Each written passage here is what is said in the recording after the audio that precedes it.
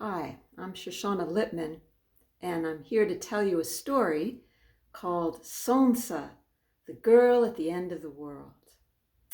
This story is in a book called Sun Stories, Tales from Around the World to Illuminate the Days and Nights of Our Lives by Carolyn McVicker Edwards, and I received it from a wonderful storyteller and celebrant named Abigail Fisher Lang. A man was walking, walking, walking, walking, walking, walking, walking, walking, walking, walking to the end of the world. He was so tired. His feet ached, his shoes split, his body pounded with every step. He had no more food or water. And just when he thought he couldn't take another step, he saw a red house. So he knocked on that door as the wind whipped at his back. And then a sob rose to his throat, for he was quite sure he heard footsteps within that house. Now, finally, maybe he could find rest. Well, the door opened, and there was an old woman, all dressed in black. She peered at him and asked, "You are a traveler?" "Oh, yes, grandmother, I've been walking since the beginning of the world. I'm so tired. Perhaps, maybe, I could find rest in your house tonight?" The woman closed her eyes and touched the man's arm, and then slowly she led him over the threshold into her house, and she stayed with him until he had seated himself at a bench at a table by the hearth coals.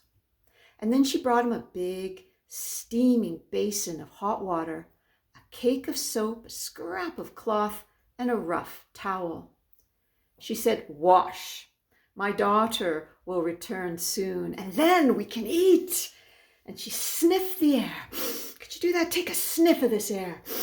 And imagine you're smelling the aroma of delicious food from the fire pot."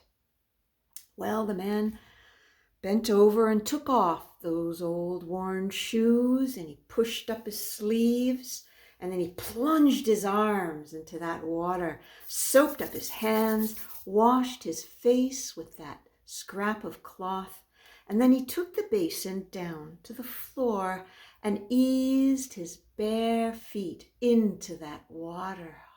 And then the whole house warmed up as if someone had taken a bellows to the hearth coals. And there was the most beautiful young woman in brilliant scarlet. Even though the man hadn't heard a door open or footsteps, there she was, her face shimmering as she kissed her mother. Her mother said, "Solntse, my daughter, we have a guest, a visitor from the beginning of the world." Solntse smiled at the man, and in her smile he felt strong again, standing in a summer-lit river from long ago. And he was sure he felt he saw diamond-like wings feathering and folding into the girl's back. Well, the mother brought food to the table, and the man dried his face with that rough cloth that smelled of that summer-lit river of long ago.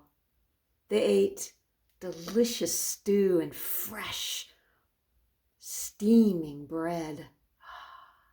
And as the man's stomach filled with food, a shyness stole over him, for he wanted to look at that young woman's beautiful face again and again, but he dared not meet her gaze.